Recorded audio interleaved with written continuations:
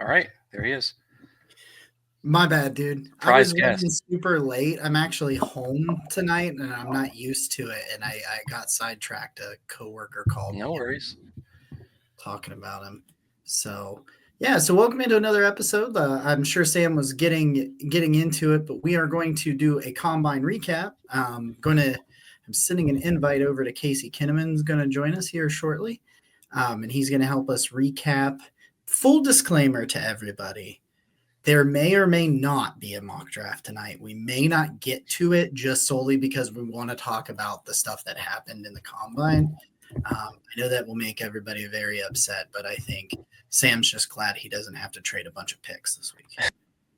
If we get enough engagement, maybe we'll figure something out.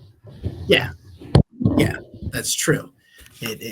We absolutely can figure something out there. Did you? I tried to do my best Sam impression today on my mock draft for the website. I traded away some picks, and I was met with a lot of disdain. I did not expect people to be so angry with me. Huh. That's weird. It's always been a positive reaction for me, so I think that sounds like a you problem. It is. It's a you problem. I'm sorry. We're trying to work. You just don't have this. the it factor for trading down, I guess. That's got to be what it is. So we're going to bring him on here. You guys know him from All Eyes on Cleveland, and I'm bringing him in right now. Here we go, Mr. Casey Kinnaman. What's up, brother? You got me? No, he doesn't got me. You know what I learned? I learned an interesting thing today that the only person in the world that Sam Penix doesn't like is Casey Kinnaman.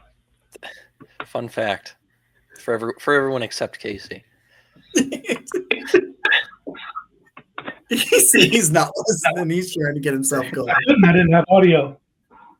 Yeah, he's gonna have to go back and record. No, nothing. That was the whole thing. Did you hear what I said? No, heard nothing. I had to unplug everything to get audio. Right, you just said that. So I said today I learned a really fun fact, and that was that there's only one person in the entire world that Sam Penix doesn't like, and that's Casey Kinnaman. Oh, man. It's a tough list to be on. You're first place. What are you talking about? That's one way to look at it, I guess. Very unique individual. All right, guys. So I have now fixed my my issues that I was having as I was running a little bit late. So we're going to get into it now. So we're going to talk about the combine, guys. And if we get to a mock, we get to a mock. I think everybody will still understand that sort of thing, that we may not just get to it right there. All right.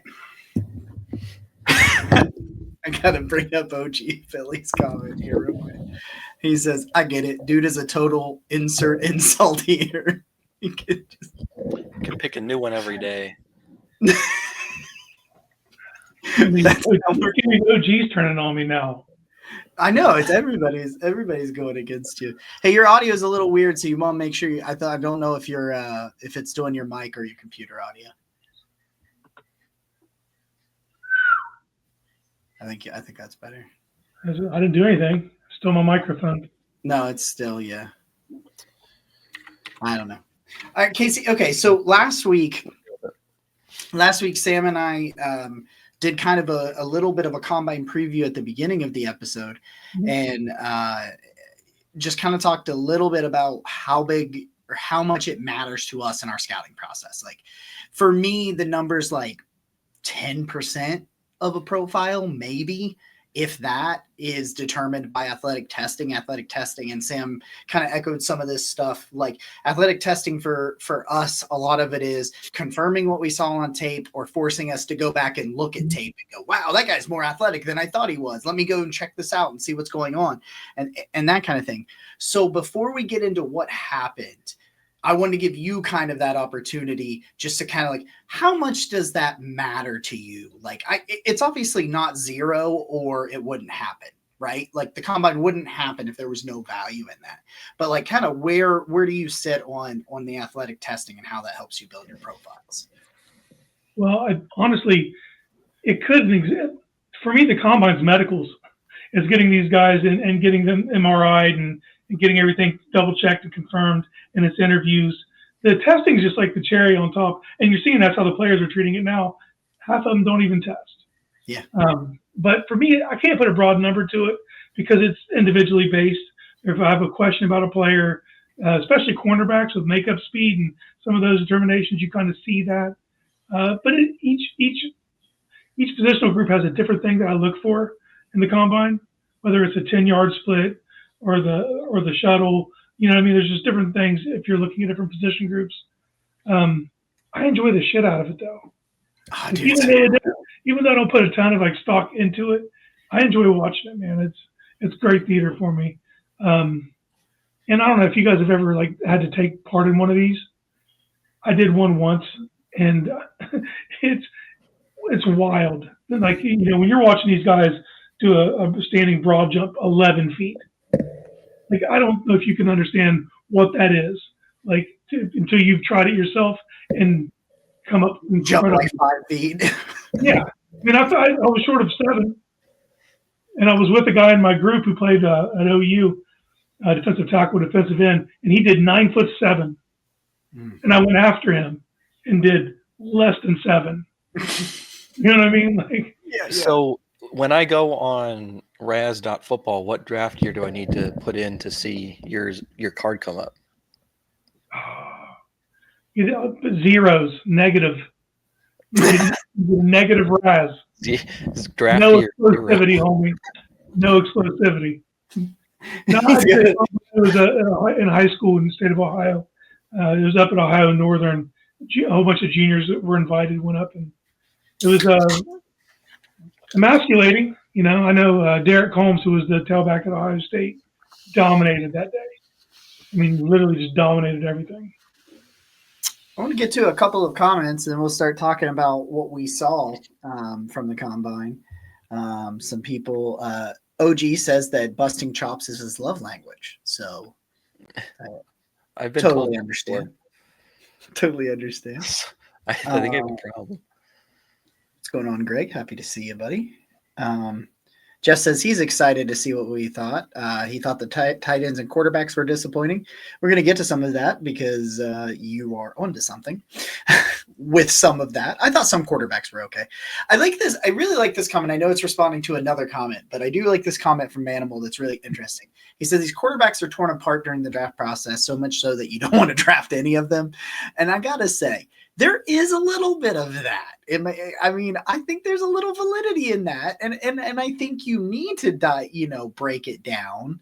But I do think he makes at least a valid point. Well, you can bookmark it and bring it up a year from now. We're all talking about like this isn't the year for quarterback. Look at next year, and right now next year looks shiny and golden. But by the time we get there, we'll pick up class of part 2. Yeah, it'll be. You know what I mean? It happens every year. Arch Manning should not be drafted in the first 4 rounds. I'm getting ahead of it. He's just getting ahead of the flag. Down with Raz, up with Riz. I like that. I'm negative in both. If I don't hate on you, I don't like it. I'm with you. I'm with you on that. All right. Okay. So we'll start with the quarterbacks, I guess. We kind of have to start with the quarterbacks because, I know, but you got to start with the quarterbacks because that's where the conversation is dictated to in first 2 rounds this year. Oh, okay. Oh, yeah. Q just talked somebody out of a quarterback in the first 2 rounds. I'll tell you why I like a quarterback at 33 quite a bit. It just depends. We'll get to that here towards the tail end of the show. I would take Cam Ward at 33. I agree. PFF dropped a mock that had one quarterback in the first round. I have not been able to hear the NFL Stock Exchange podcast did drop a 2-round mock this evening. I will be listening to that first thing in the morning, so I have not been able to check that out, but it is out there if you guys want to check that out. So the quarterbacks, the top 2 didn't do anything. They did measure. I was happy that Cam Ward's hands came in bigger than we had all these concerns because he had some fumble issues in 2023 at Washington State. I thought what do you have? 9 3/8, I think, or something like that. Was it 9? No, I thought it was 9. I think it was like 9 on the nose, wasn't it? It might have been 9 on the nose, but I was thinking it was right around 9, and I had previously thought it was going to come under 9, and as a result, we saw that, and he meets that threshold, just clears it, but he hits it. Joe Burrow size. Jeff Tucker says 9 inches flat's what he got. Okay. Yeah. Somebody asked how did Milroe's hands grow? This is a real thing, by the way. I was told that there is a massaging technique between the thumb and the pinky that you can do to kind of like it. I don't know, temporarily stretch it a little bit. Are you volunteering to try that out for science? That would be a great OBR exclusive. Yeah, next week I will learn. Over the course of the next week, I will learn how to do that. I will come back. We will do that on next week's mock draft tool. Okay, we'll get to this in a second. This is very important, Jack. About tearing Shedeur down today because it has been like no, I'm not putting those comments. I am not putting those comments on the screen. I see those comments, and I'm not doing it. I'm not doing it. Okay, so we'll get to the quarter. So Cam Ward, Shedeur Sanders, they don't. They end up not testing. The Shedeur Sanders thing was really interesting because the OBR's Brad Stainbrook reported that there was a word coming out that he was less than impressive, that the interviews were not going as well as people had expected. I can confirm that when Brad posted that rumor, about 2 hours later, I went to the website to post that rumor myself because I had gotten it from somebody else, and Brad had already posted it in the I guess I just gave out premium information there. But that rumor go sign up for an OBR subscription. God, I hope Barry's not watching this. And this has just been a disaster. I am just all downhill on this one. Oh my God. But now we have a good title for the upload afterwards. Insider information. Insider information leaked. Yeah, okay. So I want to talk about the quarterbacks that did play. We'll talk about the Shedeur Sanders things in a minute. I'll start with you, Sam. Was there a quarterback who did test, rather it was measurables or what it was? Was there somebody that kind of stood out to you that you thought increased their draft stock? I mean, it's got to be Brady Cook, right? Just on the athletic traits. Obviously didn't set the world on fire at Missouri this past season and is getting, I think, a good chunk of the blame for why Luther Burden's performance dropped. But he had a really good combine from an athletic testing perspective, like top percentile stuff. 4.59 in the 40, 37-inch vertical. He did this at 6'2", 214. 4.17 shuttle, almost got under 7 seconds in the 3-cone, like really good athlete. 1.53 second 10-yard split. That is exceptionally good. That's better, just for reference, that's better than what Matthew Golden, the wide receiver who ran a 4.29 ran. He had a 1.59 10-yard split. Talk about explosive. So make him a running back. I don't know. Like, do something with him. Like, he's I don't know what his NFL projection is going to be as a passer, but he can run. I know that much, and that's going to interest a team later on, day 3, to have that kind of skill set in their pocket as a backup. I think is really interesting. Anybody stand out to you off the top of your head, Casey? White Lightning, like shook, man. Like he ran a 4.68. I'll say this: it's a shame he's going to be 26, less than a month into his rookie year. But I think he's rose his profile to someone who's going to get drafted, like maybe beginning of day 3. You know, but he spends it well. I'll tell you the quarterback that keeps impressing me. He did it throughout the Senior Bowl is Gabriel. That ball comes out nice on that kid, man. Like he can now. Of course, he actually grew. He's another guy that his measurables improved from the Senior Bowl to the combine. They had a great athletic trainer. You know what I mean? Phenomenal. You really got to want it to grow 3/4 of an inch in less than a month. Yeah, I mean, I've always kind of liked Hennigan, even though I think he's probably not going to get drafted. I think that he'd be a nice UDFA to bring in to a program. I think he'd be a solid round out, bottom of the floor guy, practice squad type candidate. But I'm super disappointed that Milroe didn't test physically. I wanted to see, because if you bank on Milroe, you're banking on some of those intangibles to be part of his game. I know he doesn't want to go there and it be like the lead thing.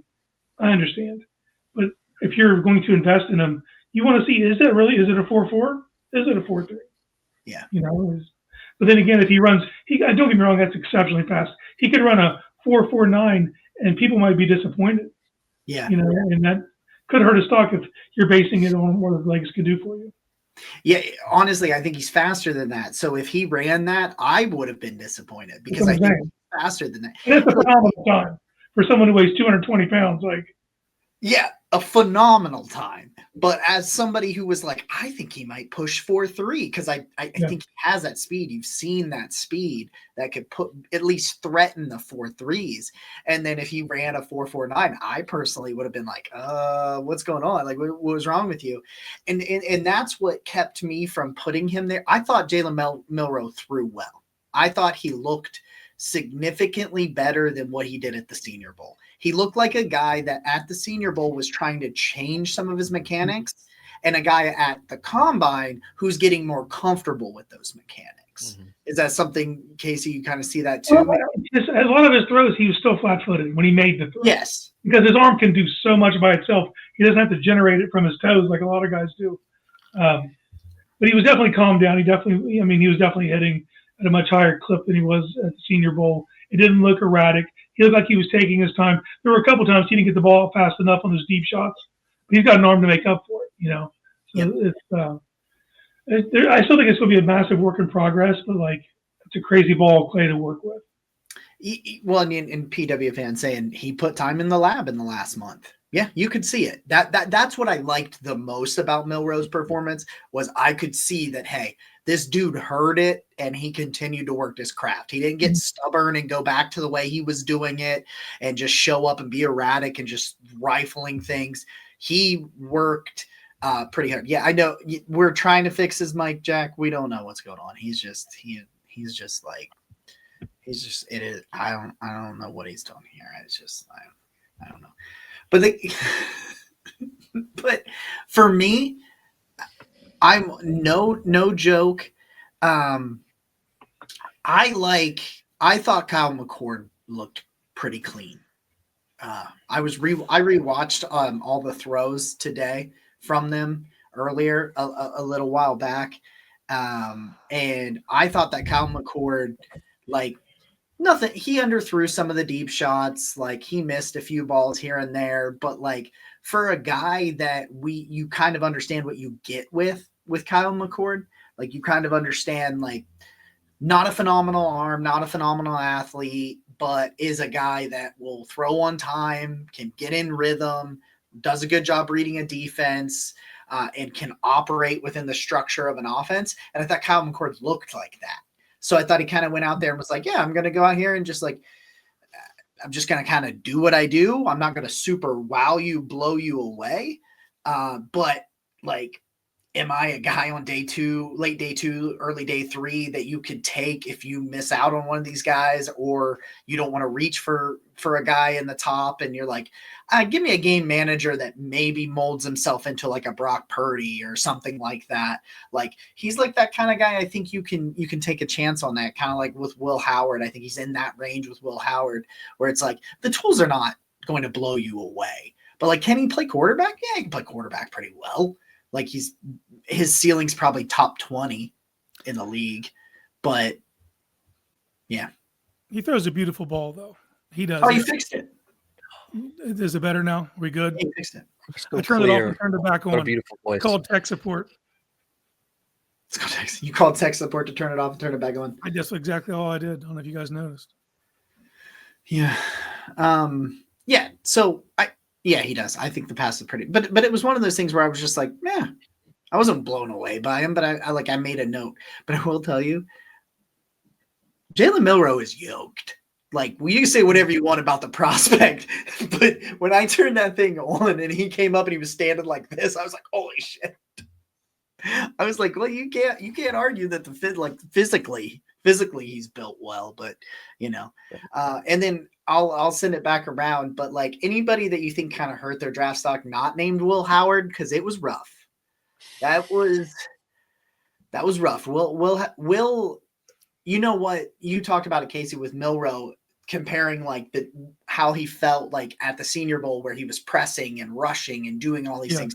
It felt like Will Howard was doing that at the combine, where it was like everybody's talked about like, you had an amazing run. You might sneak into the first round. You're a second round, whatever you want to say. There's all of this buzz around him. And then he just, it wasn't. There was a ton of buzz at the combine and stuff. Every time he touched the ball, every time they put a camera on him, you would hear people cheer in the crowd. You know what I mean? He had a different environment throwing than the other quarterbacks did. The other quarterbacks had like a golf environment where everyone was trying to be quiet. But every time he touched it, there was a little bit of eruption, and it wasn't all bad. He looked good on the intermediate stuff. He even looked better on the deep out than I thought he would. But there's parts of his game that he's not great at. But do I think the end of the quarterbacks really hurt their draft stock? I don't know that they had draft stock to hurt. You know what I mean? The other guys that they're most of these guys are UDFAs in my mind. Sam? Yeah, I think I agree for the most part. I don't know that there necessarily was a guy who we went into the combine thinking like, all right, this guy has a legitimate chance to go like a round or two higher than projected, and then fell on their face. There are plenty of guys, I think, who didn't necessarily, like you're saying, perform at a level that kind of vaulted them up when they maybe had an opportunity to, but that's completely different than necessarily hurting someone's stock. Like, did Jackson Dart look like a top 15 pick? Probably not. But did he look bad to where you're like, oh, this guy's like a round 7 pick? No, of course not. It's just it is what it is. And I think a lot of these guys are what they are. And we kind of knew that heading into the combine. And I don't think a whole lot necessarily changed. Yeah, I would throw that out there that I did think Jackson Dart had a pretty decent day too. Like he looked like what you thought he looked like. He's a physically talented player. It's all about his processing and ability to run an offense. Like, I have no doubt that he has the arm. You know what I mean? Like, I have absolutely no doubt that he has the arm and athleticism to play quarterback. Comment, Milroe got owned by the Michigan JV squad. That's why we say he's like Casey said, he's a massive project. It's all about massive project. And yoked QBs never translate. Tebow and Quinn come to mind immediately. Yeah, well, I was just saying. I just wanted to put that. I just wanted to put it out there. Let's talk about Shedeur for a second, because it does seem like there was a lot of buzz today, that a lot of negative buzz around him, the prospect, not about his game. From at least from what I saw anyway, it didn't seem it was about his game. It was more about like his attitude, and there was I saw the word arrogant thrown around there quite a bit, which honestly, like, I'm not trying to be rude about it, but didn't we already know all that stuff about him? Like, he's thrown teammates under the bus in press conferences and while live streaming video games. We already knew those things about him. Like, we already knew that kind of stuff, and then all of a sudden it was like Slanderville, like it was this big revelation that some of these things are there and exist when we already knew it. And my question becomes, and I'll send it to you first, Sam, but my question becomes, how much of this is slander and how much of this is, some people are saying, why is this all of a sudden popping up? Well, you got to remember, we might just now be finding out about all this, but the NFL may have felt this way about Sanders the whole time. And now the media and the fans are finally starting to hear this stuff because we're there. So where do you sit on that? Like, I think it's a combination of both. But my thing is, nothing new came out. It's not like they said, oh, he walked into a room and it's like, I'm the best thing, y'all fucking suck. I don't know if I'm allowed to say that, but I did. and like, it's not like he walked out there and like started just, dropping F-bombs at coaches or anything. There's no reports of that. It's just like that there's some cocky arrogance to him, but like that, we always knew that, right? You would think. I mean, I feel like we'll say draft community as a whole has known about these things for months on end now. And I think if you followed Sanders for any period of time, you kind of know how he handles himself. Right. And a lot of that comes from being the son of his father. And that's just kind of how that family operates, for better or for worse. That's who they are. And you're right. There was no like news piece about, oh, this specific thing is why Sanders is being viewed this way. It was just teams are not impressed with his character, whatever, personality, interviewing style, whatever it was. And I don't know. I think you have to kind of like accept that he is who he is as a person, and you're going to have to deal with some of those things, I think. And I feel like a lot of people kind of tried to maybe dismiss that part of him throughout this process. Just like, well, he's going to be on his own. He's going to be professional. He's going to be completely separated. His dad's not going to be his coach anymore. And I think I can understand that thinking, but also I don't know that you can completely like assume he's going to be a totally different person. And I'm not saying this as he's like a bad person or as a bad character, like character concerns, right? This is all personality, like preference based. Like, do you want to have a quarterback who operates and handles himself and carries himself in this manner? And like you said, it's the things like saying stuff on, while he's playing a game on stream, or throwing his offensive line under the bus in press conferences, or his dad forcing the team to go to his rap concert and then preventing the band from playing the fight song after touchdowns and having them play his song again. Like, to me, I forgot about that. I feel like living through the quarterback circus that this team has dealt with the past 3 years, I don't have any interest in a like celebrity quarterback right now.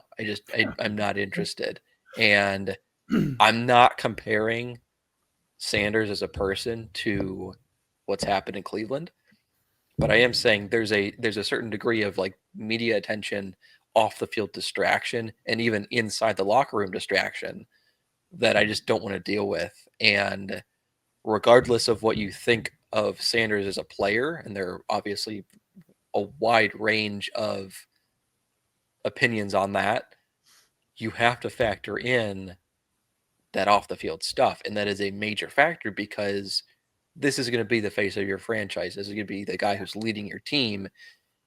And if you're sinking in a high draft pick into a guy who's going to be leading your team, you want to be darn sure, hey, I like this guy as a person. I trust him and I'm comfortable with that. And it seems, at least right now, that there are some teams that just aren't. To Sam's point, it kind of feels like we just got the circus to leave town and to invite it right back in, and there are different circumstances, but the noise on the outside is still the noise, and I don't even know if they got really loud today, but I felt it was started on Saturday that there was this movement that, okay, Cam's 1, and then there's a chasm, and then there's Shador, then he's way closer to 3 than he is 1. And prior to the combine, it was like A and B. And now it's over here. And now C is closer to B. But like, as far as Shador, like, be who you can afford to be. And up till now, he can afford to do whatever he wants because his dad's been the guy the whole time. So there is a perspective that he's going to have to change no matter what, being out of his dad's presence and his dad's shadow. But when someone tells you who they are, you should probably believe them. And there's enough things to point at that it feels selfish. It feels self-grandizing. Like there's a grandstanding about him. Even when he took the podium and he was like, I changed the culture. If you want to bet on me, look at everything I've done everywhere I've been. Wherever you've been, your daddy's been in charge. And your daddy's brought all the attention. And your daddy went and got the best recruit in the nation to come play with you. You know what I mean? Like there's been a lot. It's hard for me to separate the two because they've been part and parcel his whole career. Like this kid's been homeschooled basically his whole life with his dad as his coach. So like, what does that look like when you get out on your own? We have no idea. But I know like the stuff I heard from McShay today about him rubbing people wrong in meetings, Yeah, that doesn't shock me. I only saw a little bit of that clip. I haven't watched the pod. Usually I get those pods in during the week at work. So I'll get into that. But yeah. I'm just saying that's what I thought was like, we knew all of this. And we knew some NFL teams were going to be like, absolutely not. Like, I don't want to deal with that. And me and Sam have said on their show that like, we're kind of like, I can see the fit of the player in Kevin and I can see why they would go there, but it's just like, there's a lot of extra stuff there. And it's like, I would make peace with it, but like, I wouldn't want to do it. Like that's just kind of been where I've been on that. All right, let's shift gears. Let's get away from the quarterbacks. Let's talk about the other things. One thing that really kind of surprised me a little bit today was watching some more of the I was watching back because I was watching the quarterbacks, but I was also, of course, in turn, you're watching the wide receivers when you're watching the quarterbacks at the combine. There's some of the reps that are done without the draft quarterbacks, and then the combination of both. There were double-digit wide receivers that ran sub 4.4s at the combine. And I can't say that I saw that coming. Like, did I know there's always speed in the draft, right? But like, I thought there was a lot of like 4.4 speed and like, don't get me wrong. Like I felt everyone's fast now. I guess that was the revelation I came to today was like, oh my God. Like, and of course, Matthew Golden, I got a profile coming out Tuesday morning on the OBR.com for Matthew Golden, who ran the 4.29. But like Matthew Golden there towards the top, but like I thought I was really impressed. If you are looking for like some role specific wide receivers, because a lot of them were names that you haven't heard quite as many household names. There were quite a few like, just role specific wide receivers that ran super, super fast. But I kind of thought that was something that kind of jumped out at me was there was some really quick wide receivers. So if you're looking day three, looking day three at getting like a speedster, I think you can get some of those guys. And then early round 2, there's going to be some guys like Matthew Golden, who's a little bit more than just a speed guy, but I think there's a lot of speed guys out there. So that was kind of something that stuck out to me. But Sam, I'll let you go in whatever direction you want to, just something that stood out to you that impressed you from really any group. Yeah. He's not necessarily one of the burners, but I thought Jimmy Horn Jr. looked pretty good. Not to go right back to Colorado, but when we were watching quarterbacks for our draft pieces earlier in the off season, earlier in the season, when I watched Sanders, Jimmy Horn definitely stood out, and he had an interesting testing profile. So he's tiny. He's 5'8", 174. So he's a very small player. 38-inch vertical and over 10 feet in the broad jump. And then he ran a 4.46. Pretty good. And then he had a really bad shuttle of 4.41 seconds. And then he looked really good in the gauntlet. I think he was clocked as one of, or if not the fastest top speed in the gauntlet.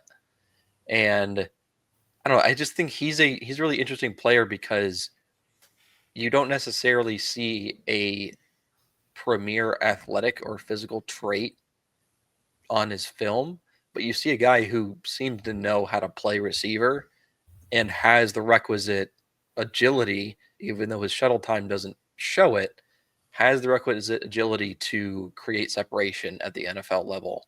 And I think he's a guy that I'd be interested in maybe round 6 to take a shot on and see if he can become, maybe a slot guy, maybe a wide receiver 5 or 6 for this team. And I think he'll probably end up going in that pick range just because of the athletic tools that a lot of the other players in this class possess.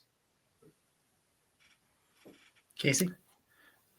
The Iowa State receivers, Higgins and Noel. Mm-hmm. I mean, both of them really showed out. They do completely different things.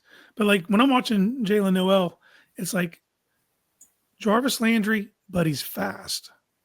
And I didn't know if I was expecting that kind of testing out of him. Say that again. I said, not this again. This is just the bring back all the old controversies show. We can do it. It just I like his characteristics. I like his nuances when you watch his tape.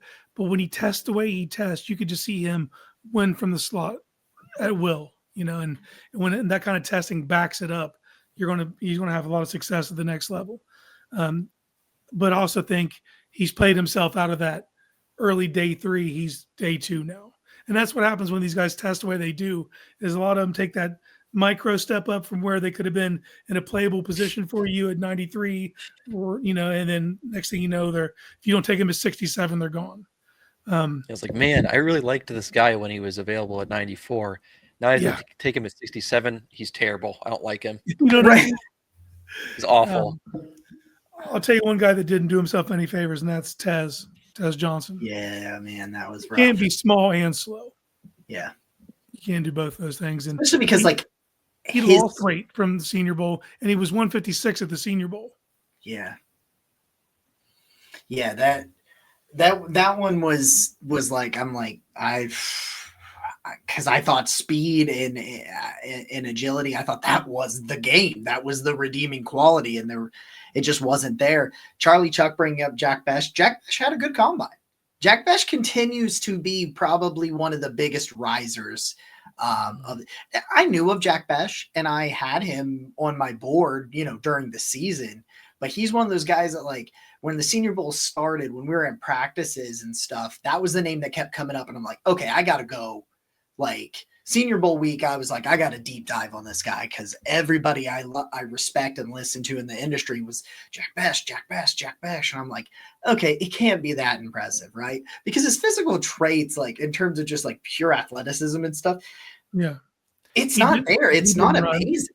Yeah, he didn't run for a reason, but he did everything else, and he looked damn good in the gauntlet. That's what I was gonna say, but he doesn't need to be a freaky, speedy athlete, because he's just a football player. He's just a darn good football player. And it's like, hey, you can never have enough darn good football players on your team. So it's like, yeah, so definitely good shout out to Jack Besh. He's definitely a day 2. He's probably somewhere in round 2, if we're being completely honest. And before this whole draft cycle started, he was securely round 4 or 5. Yeah, he had a day 3 grade during the season. There was no consideration for me of moving him anywhere higher than that and then he just continues to be like, hey, look, I know when you look at these aspects of my profile, my physical profile and stuff, you're not going to be blown away, and you're going to look at other athletes like Matthew Golden and Travis Hunter and some of these guys that are going to but watch my tape and watch the heart and the soul. And he's doing all of this after losing his brother. His whole rise is while going through a massive tragedy. And I think that matters. I think that's knowing the context. I think putting that into context even more so is this feels like the kind of human being, the kind of competitor, the kind of person I got to have on my football team. That he feels like one of those. Absolutely. Guys. Yep. My guys are the Ohio State running backs, man. I love the Ohio State running backs going into here, and it was kind of I really enjoyed Travion Henderson did everything I thought he was going to do. But I enjoyed Quinshawn better than Travion solely because he blew away my expectations. And don't get me wrong, I know that Quinshon Judkins is a very good football player, but because of the explosive, dynamic, big plays, especially in the playoffs, a lot of those were Travion Henderson late in the year. Don't get me wrong. Judkins was stealing souls in the playoffs. Like he had some big moves and some big runs, but he wasn't. Their roles kind of lent themselves to those expectations, and everyone thought Judkins was the bigger, more powerful runner, and then he goes and does that. It's like, whoa, where did that come from? I can also run in the 4.4s. Yeah, and you're like, oh, and what was his? Hold on, 11. The broad jump. Yeah, 11-foot broad jump. Are you kidding? At 220. At 220, yeah. Keep that in mind. He's 220, and he's running a 4.48, 11-foot broad jump. He had a 38.5-inch vert. Both of them had a 38.5-inch vert. Yeah, and he's not a back where you're like, man, I wish you played like you were 220. Because he is 220. Mindset wise, you love it, and then you add in, oh, he actually does have all those physical tools. Awesome. It's like, now he's in the open field. Hey, there's a Pokemon behind you. That's pretty cool. Yeah, I got it for my birthday. My daughter gave it to me. She has decided that my favorite character is Charizard, but she gave me a Charmander because she said you can't just skip levels. You gotta go Charmander for Charizard. That's a really good Pokemon is lesson. Trouble. So yeah, that is a good life lesson. She's wise. Very profound. Wise beyond her years. She's very wise beyond her years. I got some Charizard. There's some the Browns should learn from that. They tried to. Okay. My daughter's available for one-on-one coaching if they want to hit her up. Yeah. One-on-one front office coaching or owner coaching. Sorry. Oh God, I just gotta. I didn't say anything. But this is a great class. Charlie Chuck talking about drafting 2 running backs like that. That was something that I thought. Did any of the running backs not just knock it out of the park? Like they were all just. They averaged a 4.48 as a group. They averaged 4.48. Crazy. That's crazy. You look on the RAS table. You filter by running backs. It's just like everything is green. Everything. Like every single turn of this offseason, of this draft process, where we get more information, the Senior Bowl, the Combine, and it's going to happen at Pro Days. It's going to happen at Pro Days. Every single opportunity for this running back class to say, hey, we're actually even better than you thought we were, they have done it. Yeah, which is saying something too, because we were hyping them up going into the process, and they've exceeded expectations. A lot of people are talking about 30+ draftable grades. Mm-hmm. 30+. I'm working on my top 20 for the OBR later this week, and it feels impossible to leave people out of the top 20. Like 15 through 20 is like when you get to probably about running back 7 or 8 through like 20, they're not that far off from each other. Yeah, from top to bottom. Like it's like, yeah, there's a drop off for each one because that's why they're ranked the way they are. But from 7 to 20 in quarterbacks is like day 2 to undrafted, never going to take a snap in the NFL. In the running back class, 7 to 20 is like starter to starter. You've got to just like Blue from Texas. In most years, that's going to be like a mid day 3 guy. Now he's outside the top 20, and he's a good back. Like it's stacked like that. Yeah. Tootin had a really good super helped his stock, didn't he? Yeah, like I didn't like I like Tootin, but like he goes out there and I'm like, whoa, hold on, what? Like, because like when you're watching the draft, it's like you're kind of going back and forth. I'm taking notes and stuff, and like I'm like trying to be like, okay, this guy looked good in this drill or whatever. And you're like, oh, there's Tootin, yeah, he'll probably run all right. And then like you hear what he runs, and you're like, all right, let's back that TV up real quick. What did you just say? Like, what? It wasn't just his 42. It was like everything. He didn't he have a vert of over 40. He had like a 41 vert. I think. think he was top of the class in that and 40. I think he was. Yeah, he had a 40 and a half. Oh my God, dude. That ranks in the top. Did he weigh in at 213? Is that what it was? Yeah. That's Myles Garrett level stuff. With a 4.32, he ran a 4.32. In case we're curious, we're talking about Bashaw Tootin. That is Virginia Tech's running back. I'm really bad at that. So if you're in the comments and I don't tell you where that guy plays and that kind of thing, please remind me. I'll never tell you. It's a secret. I give no background. This guy was actually drafted in 2004. He's actually in the Hall of Fame. Already in the Hall of Fame. Already has played, retired, waited his 5 years, and been voted into the Hall of Fame. And Jacob's just now talking about him in March of 2025. My thing is, like, I listen to all these other draft podcasts and I talk to you guys and other people about the draft all the time. That, like, if I just say a guy's last name, you better know I'm talking about. Yeah, we all know who I'm talking about. But then, like, people that you don't want to be ostracized. Yeah, people who don't have an illness about this. I've always said that about, like, people like tape shaming people. Normal people. Right, I'm not trying to tape shame anybody. Like, I know that you guys live normal, healthy lives, and I don't. I was at the Arnold. I met Arnold Schwarzenegger this weekend. Oh, that's awesome. Yeah, he's 5'9". Swear to God. Does he run a 4.32? I bet he does. I'm telling you what, you could probably convince me he does. I saw Rhea Ripley was there too. She was at the Arnold Classic. Rhea Ripley, the Eradicator, WWE. Anybody? I bet Stipe was there. Stipe Miocic was there. Bill Goldberg was there. Oh, I ran into Brian Hartline twice. He was just walking around. You're probably a better receiver now, just by bumping into him. Just watch past him. Yeah, actually, Jacob just got a scholarship offer from a different school. He's now getting round 4 consideration just for being in the presence of Brian Hartline. Just being in Brian Hartline's presence, I'm instantly up there.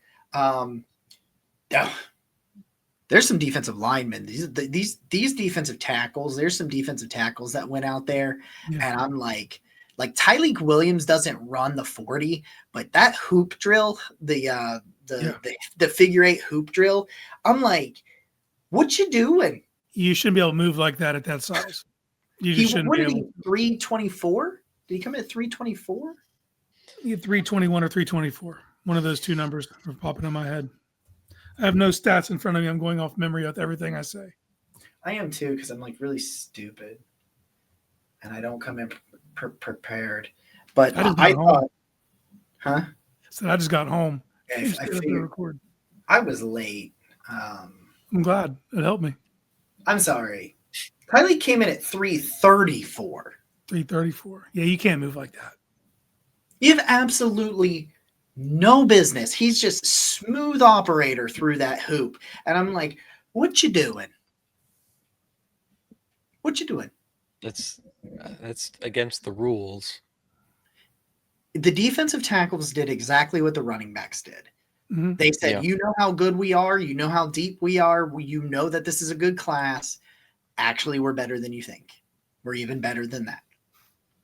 Like, it's not even the headliners too. It's like CJ West from Indiana. You know what I mean? Like, you watch him. He's awesome. Like he has no neck. Doesn't matter. Doesn't matter.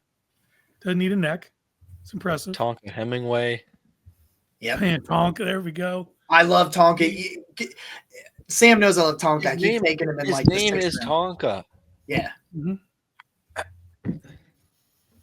They're all those every player from South Carolina tested amazing. They're like the Penn State of the South now. Every conditioning program is amazing now. Every single one of them was like, "Hey, by the way, I'm going to do." Oh, Landon Jackson had a heck of a day. The also with a 40-inch vert, he's like 270 some pounds. He was just like, "Hey, real quick, I want to." Let's see. So he was okay. So he had a 40-inch vert at 6'6", 260 pounds, and ran a 4.68. He'll be With a 22 for the length 1.65 of his split. rookie season, by the way. What is it? He'll be 22 years old the length of his rookie season. He is on the board. He's on the menu, boys. Like 4.68 and a 40-inch vert at 260. Mm-hmm. And he may have leaned down because they listed him at 280. Yeah, he was a little bigger. I think he definitely did. Yeah. And I'm like, Shamar Stewart, same kind of thing, except he'll go much earlier. oh God, yeah. Why I didn't bring it. Shamar Stewart's like this ultimate, and I'm going to answer this question on our mailbag because somebody has already brought it up. Also, if you want to get involved in the OBR weekly draft mailbag for this week, you can go to my Twitter at Roachism13. It's on the screen. You can @ me, you can DM me, you can go and send it to me over on the OBR website if you got questions for that mailbag. You can even throw it if you're watching live right now. Throw it in the comments if you want. Just make sure you put real quick draft mailbag question and throw it in there, and I'll answer it for later. But somebody's already asked me about Shamar Stewart, so I'm going to talk about him. He's going to be the ultimate. He is the ultimate traits versus production prospect because he has a sack and a half, 3 straight years. He has 4.5 career sacks. But my God, are those physical traits just asinine? Like you should not be that powerful, that athletic. The only guy in like the past 2 decades who comes anywhere close to like his total package of physical traits is Myles Garrett. And then you think back to how ridiculous Garrett was, is he had all that. He was, I think, bigger. Yeah. And he had all the production. Like, right. So, yeah, Turner's going to be, Stewart, Turner, not Turner, Stewart is going to be very interesting because, like you said, basically zero production. There's a case to be made. A lot of that is due to scheme. And then you look at someone like Walter Nolan, who also didn't have production at A&M, leaves for Ole Miss. Now he's like a top 25 player. So who knows? And then Scorton had the opposite, right? He was really good at Purdue, then goes to A&M and is not the same guy. So I think teams are going to see that. And I mean, those kinds of physical talents, extremely rare. And you got to think one team is going to be like, all right, we can make this guy into an absolute monster. We're taking him top 10. There's going to be a few runs in this draft. It could be the end of the first, middle of the second, but you're going to see a run where there's just so many defensive tackles just start flying off the board. Happened last year. And last year's class wasn't as good as this class. Yeah. No. Like, and you know, what an interesting thing about the edge class, Casey, you and I were talking with a friend of the show, Randy Gursey, about this earlier. He was like, is this edge class not as good as some people are saying? I wanted to let you kind of, I said the same thing and you kind of said it in a better way than I did, as you normally do.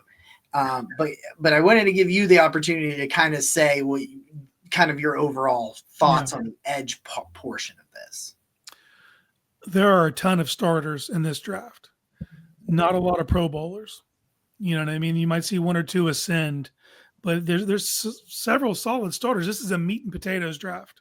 So you're going to get quality starting and quality depth. That's what you're getting at defensive line in general, but defensive end doesn't have the same kind of the tackles are ridiculous.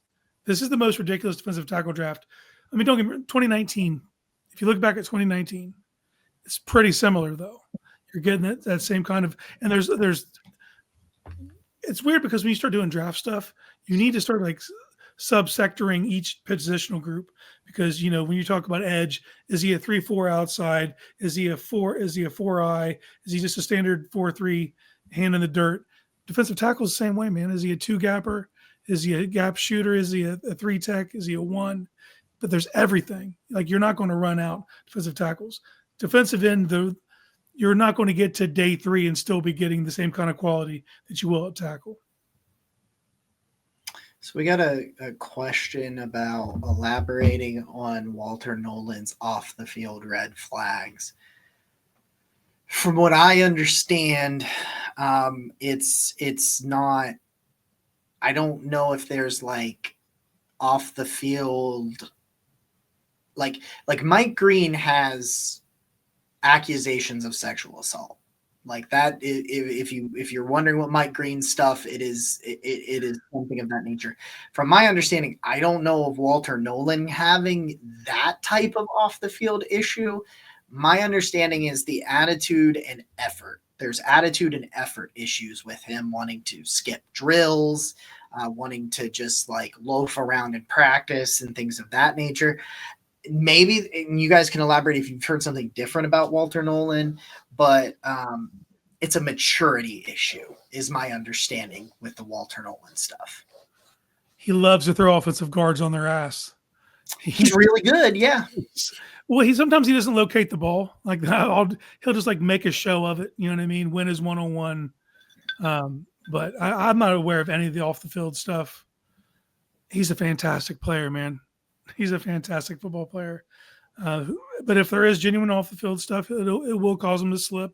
We see that, we don't have to go far back. It's Jalen Carter. And I'm not putting him quite on Jalen Carter's level. Not that far off, though. Like he's a stud. Yeah, Jalen Carter had that, an actual like incident. Well, like the Mike Green stuff, like that follows him to high school. And then into college, and then even into college, some of it was disproved. But when you've already had so many, it's a lot of times people are going to be like, okay, like if it can't keep not being true, like that's how a lot of people are going to view it. Rather, it is true or not. You're going to get a lot of people that are like, this keeps happening. Is it going to keep happening? Like it's happening. It's happened more than once. Like, is it going to happen? What happens when you get money? Right. Like that's always a thing. Is it going to happen again? Because like we've seen it, we don't want that to happen while you're here. Like, and you're going to get teams like, not necessarily the Browns because they don't seem to give a shit, but you're going to get teams that are just going to straight up, like if it was me, I'm like, it's like what you guys said about the Shadur stuff. Like, I don't want to bring that stuff in here right now. It's like, I don't want to bring, like, I really like Mike Green, but man, I would hesitate on that just because and that's not necessarily fair because nothing was ever proven right or wrong, like, and I give that young man a lot of credit for speaking on it at the combine, for speaking about it and going in. If you haven't seen that, go check that out. We're almost at time. So one more question. Hold on, I also want to say one thing. If it does cause him to slip, it won't be past 32. Howie will take that kid. Oh, yeah. I mean, that's like Jalen Carter, Nolan Smith. If you're a really good guy and there's some like issues there, Howie will do his homework and then he'll go, okay, because Howie's going to draft based on talent. He'll take some risks here and there, but he's one of those, I don't want to overthink it. And you're right. He'll sit there and be like, if it doesn't work out, it doesn't work out. But like, if it does, I just took a top 15 talent at 32. Like that's why the team is what that team has been. So comments about the tight ends. Question coming from the comments. I didn't really have a lot of thoughts about the tight ends because I just thought that like they were fine. There's nothing really stood out for better or for worse for me. I don't know if anything stood out for you guys about the tight ends at the combine. Mason Taylor's on-field work. Mason Taylor is a stud. He's going to be a consummate professional. Whoever gets him is going to be very lucky. And there's several tight ends in this draft that have starting caliber traits. At 6'4", 250, crazy catch radius, insane hands, really good body control, and you're not going to have to spend a premium asset to get him. Yeah. Yeah, he's definitely like a traits production guy that you're like, man. Yeah. There's I think this tight end class is going to be a lot of like, what are you looking for from a tight end prospect, right? So Harold Fannin, fantastic college production. He did not test as well as I think a lot of people are expecting. To me, I think that benefits the Browns because then he might not go as high and then they can get him at a discount. But I think Mitchell Evans did himself some favors. He's Oh, I big, forgot. like he's 6'5", almost 260, and then he just tested like pretty decent. So I think he's a guy who you can see having more NFL success than he did in college, especially as he continues to recover from that knee injury he suffered in 2023. I think you said it the best. I think a lot of these tight ends are set to have better pro careers than they had college career for whatever reason. Like, Again, that's going to take time because that's the nature of the position. So you're going to have to see a prospect and say, all right, we're going to give this guy 2 or 3 years, but we see a role for him as he develops. And I think there's quite a few guys who you can be happy with as long as you have that patience. all right, guys, before we wrap it up, anybody got anything they want to throw out there that they didn't get a chance to? I mean, we only hit like half the positions. There's just so much to cover. Dude, I know too. I'm like, oh my god! Like I was trying to do the linemen, math. the corners. Like there's so much to talk about. My Armand Mimbu dream is dead. He is going to be nowhere near us at 33.